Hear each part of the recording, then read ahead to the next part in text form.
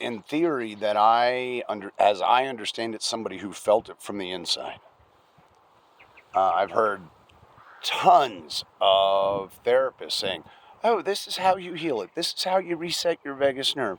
Oh, this is that. It's lovely. World of full of flowers and roses." And well, roses are flowers, but anyway.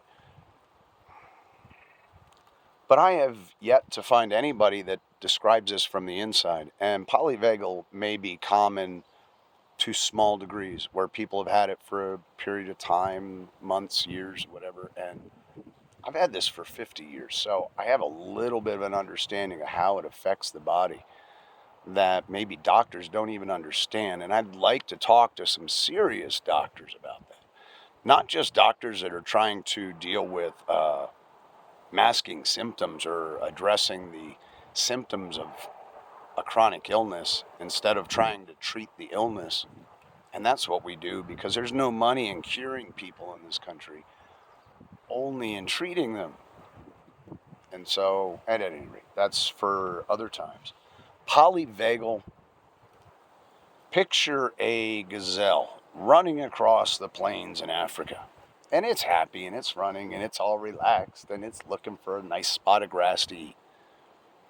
And all of a sudden it sees a cheetah that's been stalking it, and it's close. And that gazelle goes into a state of fight or flight. And in a gazelle's case, hey, I got legs, I'm going to run. So that gazelle starts to run. The cheetah chases it. The cheetah's fast too. The cheetah knocks it down and gets it out, goes to bite it by the neck, and the gazelle goes, "Oh, it's all over. I'm done." And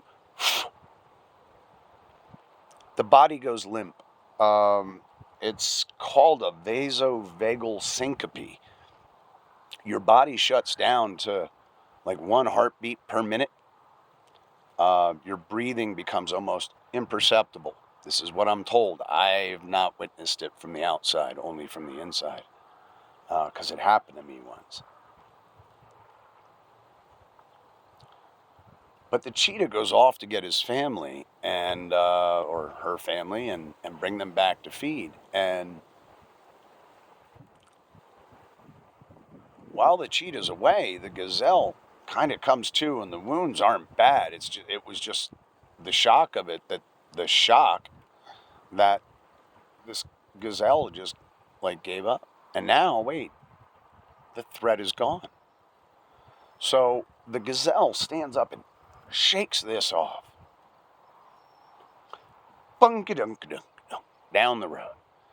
And the gazelle's nervous system went out of that fight or flight, out of that shutdown, collapse mode, or a vasovagal syncope, and its nervous system reset, and now it can go back to its normal. I mean, it might linger, I don't know. For me,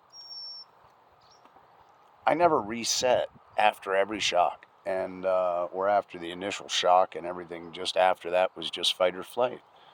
And I lived my life that way for 50 years. So what that did to my nervous system is, when you go into that fight or flight, in the theory of polyvagal, your ventral vagus nerve shuts down, and your dominant or your dorsal vagus nerve takes control and runs all of the functions that you need to fight or flight, to fight or run away. And that's the body that I've lived in for 50 years. And so now, 9 months ago, I was diagnosed with this, and I talked to a doctor about it. And I had been under treatment from him for 7 months. He's treated other people with this.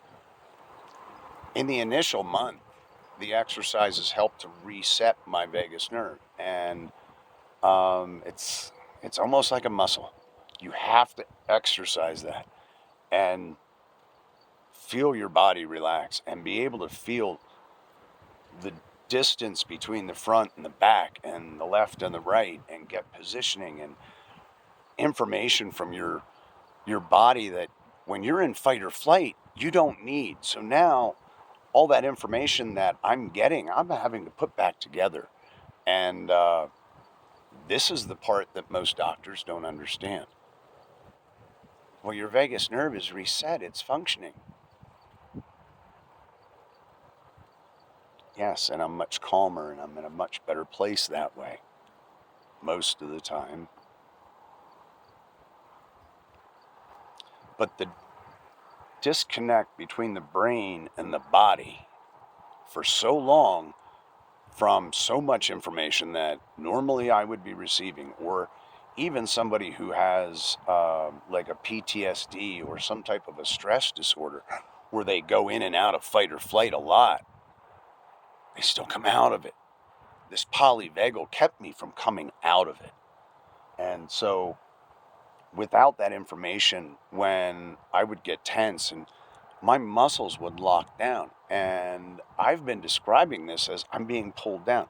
It's not so much that as I figure out, it's more I'm being pulled in every direction, every muscle, in the fingertips, in the toes, in the ankles, everywhere is just so tight that everything's being pulled. So it's like my skeleton is being crushed from the outside or popping through where muscles just give up and I can. But I'm figuring all of that out, and in the process of feeling all of that, I have to figure out where all of these knots have been. And in that process, 1 month ago, roughly 5 weeks, I realized that I'm always fighting and I'm trying to, and then I get mad at the infuriated, mad infuriation doesn't even cover the feelings at how the VA healthcare system functions, how I've been shuffled around, how our modern medical industry in the United States does not care to figure out how to make humanity healthier and feel better. They just want to make that graft. And there are those out there that are trying to do research, trying to open doors and learn new things, but we all know where that ends up. The majority of it is, oh, that's foo-foo, holistic stuff, and we talk it down because it's not real science. If it works, it works. Let's figure out why it works and get it to work for more people, but that's a topic for another time. So in this grinding, biting down, and getting angry about all that stuff, I would grind my teeth, and I didn't know that I had something wrong with this jaw. I have told doctors for 21 years that I had this oral surgery and then I fell. And since then, nothing has been right. Well, it's because there's something, a bone or something that is protruding, an old tooth that didn't get fully removed. And I wasn't able to feel it because of the lack of telemetry. But I was able to, my body, my dorsal vagus nerve was able to feel it enough to say, injury there, keep avoiding it. And I did. And it twisted an old injury on the other side. And I've lost the ability to freely move for so long. And I'm getting through that. But at the same time, I've got this thing in the back of my jaw. So, but this is where I'm at. And that's what polyvagal to me is. It's like you feel your skin, you feel certain things. And if, somebody hurts you, you feel it, but it's not the same as what I have now. And I can't explain what that vacuum was for my entire life. So, if this helps anybody to understand that it's changing the texture of my skin, it's changing the composition of the tissue under my skin. Like everything is changing, and it's. Anyway, peace and love, KBO.